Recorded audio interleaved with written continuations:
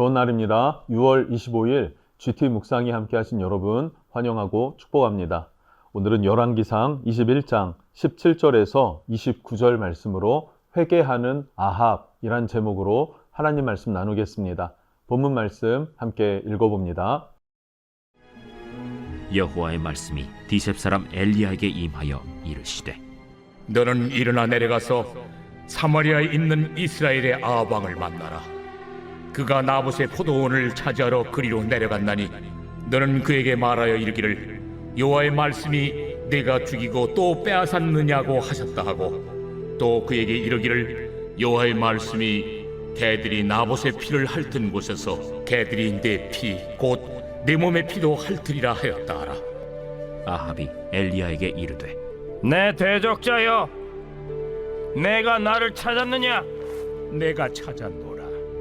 내가 내 자신을 팔아 여호와 보시기에 악을 행하였으므로 여호와의 말씀이 내가 재앙을 내게 내려 너를 쓸어버리되 내게 속한 남자는 이스라엘 가운데 매인자나 노인자를 다 멸할 것이요 또 네 집이 느바세 아들 여로보암의 집처럼 되게 하고 아야의 아들 바사의 집처럼 되게 하리니 이는 내가 나를 노하게 하고 이스라엘이 범죄하게 한 까닭이니라 하셨고 이세벨에게 대하여도 여호와께서 말씀하여 이르시되 개들이 이스라엘 성읍 곁에서 이세벨을 먹을지라.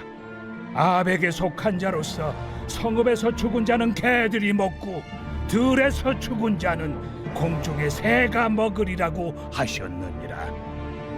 예로부터 아합과 같이 그 자신을 팔아 여호와 앞에서 악을 행한 자가 없음은 그를 그의 아내 이세벨이 충동하였습니다.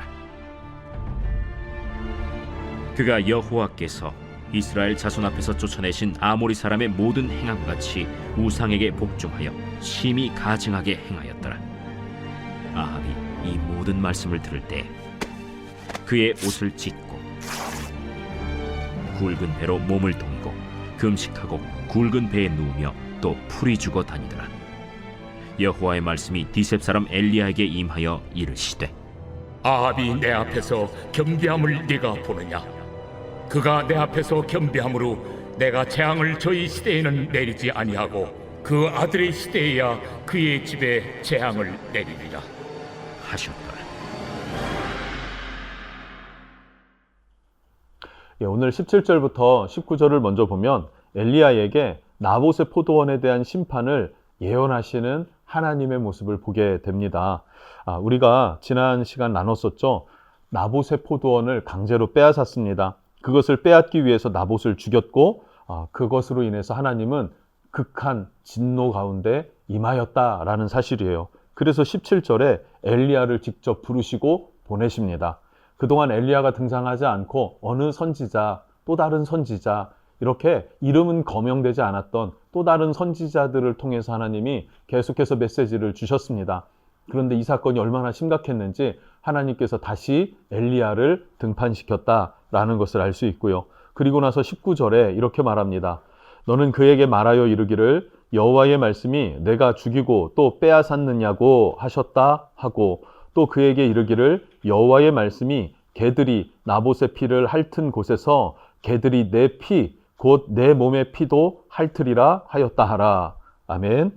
잔인한 하나님의 심판입니다. 네가 나봇의 피를 그렇게 흘렸지 동일하게 너도 나봇의 포도밭에 던져질 것이고 개들이 너의 피를 핥을 것이다. 이렇게 이야기를 합니다. 이것은 예언이에요. 자, 그런데 우리가 한번 생각해 볼 게 있죠. 이 정도로 악한 사람 아합이라 그러면 즉각적으로 심판을 해야지 이거를 경고하듯 예언을 하는 게 옳을까? 이것은 심판일까? 아니면 또 이것을 유예해 주는 게 아닌가 하는 생각을 하지 않습니까? 맞습니다. 하나님은 우리를 심판하시는 것이 목적은 아니세요. 하나님이 원하시는 것은 회개하고 돌이키는 것입니다. 그래서 어쩌면 이 아합에게도 회개할 기회를 주고 계시는 거죠. 베드로후서 3장 9절에도요. 주께서는 아무도 멸망하지 아니하고 다 회개하기에 이르기를 원하시느니라. 아멘. 즉 예언은 뭡니까? 앞으로 되어질 것에 대한 경고예요. 그래서 이 경고의 말씀을 잘 듣고 돌이켜 회개하면 하나님께서 구원 베풀기를 원하신다. 다시 그 심령을 회복시켜 주시기를 원하신다. 이것이 하나님의 마음이고 그의 사랑이요 은혜다라는 것을 우리는 기억했으면 좋겠습니다. 그래서 여러분, 회개는 축복입니다.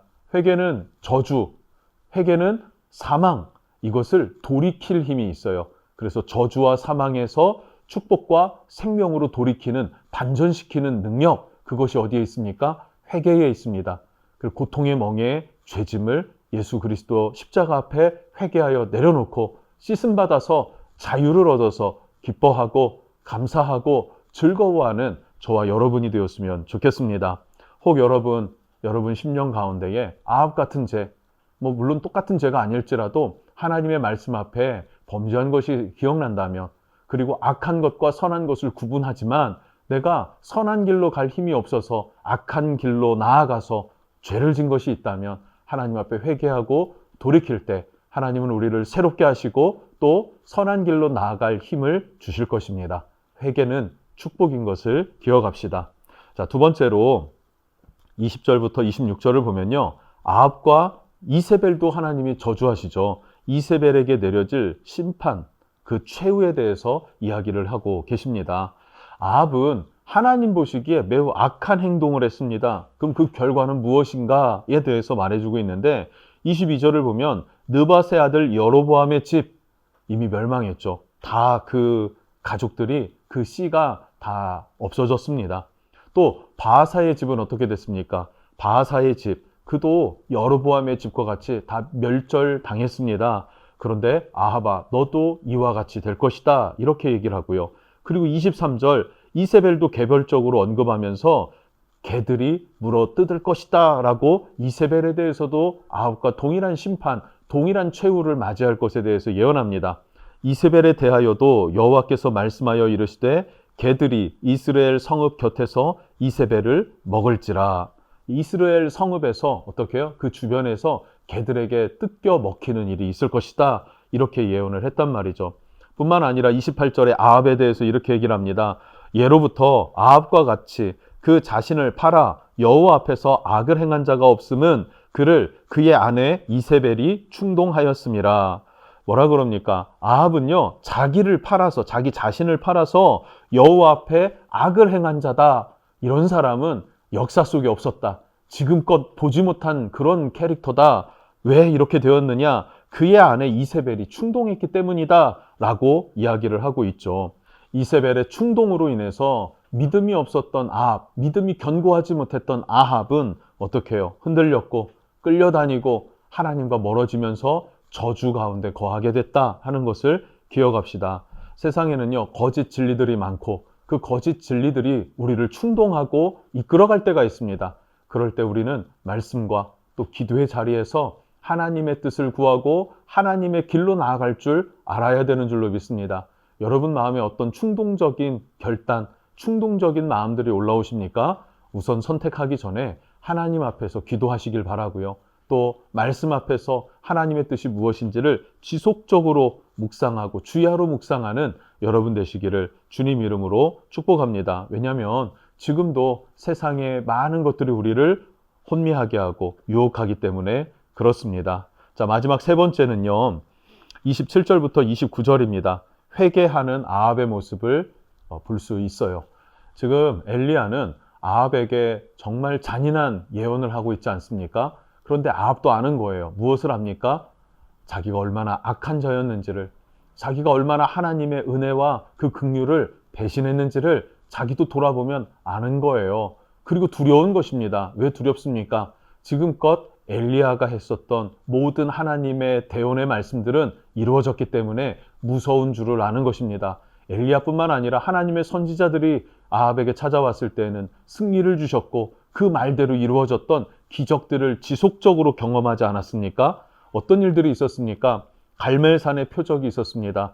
그리고 3년 가뭄 후에 비가 내리는 그런 역사도 있었습니다. 아람과의 전쟁에서 2번이나 승리하는 일도 있었죠. 그러나 이 모든 것들 가운데에서도 아합은 어떻게 했습니까? 회개하지 않았다라는 거예요. 단 한 번도 회개라는 것을 해보지 않았습니다. 뿐만 아니라 나봇의 무죄한 피를 흘렸던 아주 최악의 사람이 아합이었습니다. 그래서 하나님은 더 이상 참을 수가 없었던 것이고 엘리야를 보내서 끔찍한 저주의 예언을 하자 진정한 회개가 일어나기 시작합니다.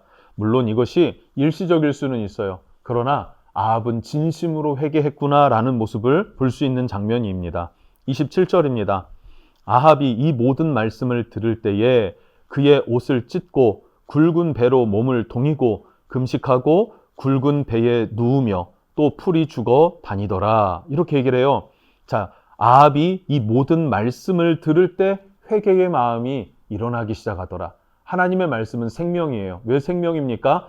죄악 가운데 있던 우리가 회개하는 마음으로 돌이켜지는 것, 바뀌어지는 것, 그 시점이 어디에서부터 일어납니까? 이 모든 하나님의 말씀을 들을 때예요. 말씀을 들을 때 우리는 하나님 앞으로 돌아가기를 원하는 마음, 회개하는 마음에 충동이 일어나더라. 선한 충동이 일어나기 시작을 하는 것입니다. 그래서 회개하기 시작한 것이 무엇입니까? 옷을 찢고 굵은 배로 몸을 동이고 금식도 하고요. 그리고 그 배 위에 누워서 어떻게 해요? 풀이 죽어 있는 것입니다. 자기 죄악이 깨달아지기 때문에 회개했더라라는 것입니다.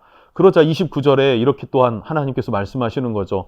아합이 내 앞에서 겸비함을 내가 보느냐? 그가 내 앞에서 겸비함으로 내가 재앙을 저의 시대에는 내리지 아니하고 그 아들의 시대에야 그의 집에 재앙을 내리리라 하셨더라. 하나님께서 이 회개를 기쁘게 받으시고 어떻게 해요? 그 저주를 그 아들의 때로 연기하셨다 이거예요. 우리가 단순하게 생각하면 그럼 그 아들은 무슨 죄가 있는가? 라고도 생각할 수가 있겠죠. 그게 아니라 이 말의 뜻은 무엇입니까? 아합에게 구원의 기회를 주셨다. 그 아들은요. 그 아들은 회개하지 않으면 천국 갈 수 있겠습니까? 하나님 앞에 바로 설 수 있겠습니까? 그도 회개해야 할 영역들이 분명히 있고 그것은 저와 여러분도 마찬가지이지 않습니까? 우리는 회개해야 할 일들이 있어요. 회개할 것 없는 사람은 단 한 사람도 없습니다. 오직 예수 그리스도만 성령으로 잉태되어졌기 때문에 그분만 회개할 것이 없는 유일한 분이 되셨죠. 그러나 우리 모두는 회개할 것이 있어요.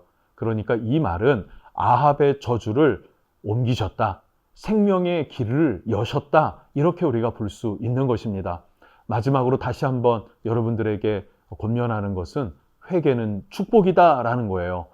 저주에서 축복으로, 사망에서 생명으로 옮겨낼 수 있는 굉장히 중요한 역할을 해주는 것, 그것이 바로 회개이고 그 회개의 마음은 하나님의 말씀을 들을 때 우리 심령 안에서 일어난다는 사실을 기억하면서 말씀을 사랑하여 주야로 묵상하는 여러분 되시기를 주님 이름으로 축복합니다. 그리고 이렇게 끔찍한 죄악 가운데 있었던 아합, 이 아합도 돌이키기를 원하시는 하나님이 지금 우리를 돌이키신다는 것은 얼마나 더 기뻐하실까요?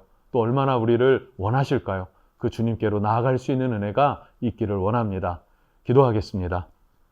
하나님 감사합니다. 회개는 축복입니다. 아합은 하나님의 말씀을 들을 때에 그 마음이 회개하기 시작합니다. 금식하고 제 위에 앉고 배로 몸을 동이는 그러한 모습들을 보여줍니다. 비록 일시적이었을지 모르겠지만 이가 회개하며 나아갈 때 하나님은 기뻐하셨고 그의 죄악과 저주를 밀어내시는 것들을 보게 됩니다. 하나님, 우리에게도 회개의 마음을 주시고 주의 말씀을 듣는 선한 습관을 주옵소서. 주야로 주의 말씀을 묵상하는 복 있는 자가 되게 해 주시옵소서. 예수님의 이름으로 기도합니다. 아멘.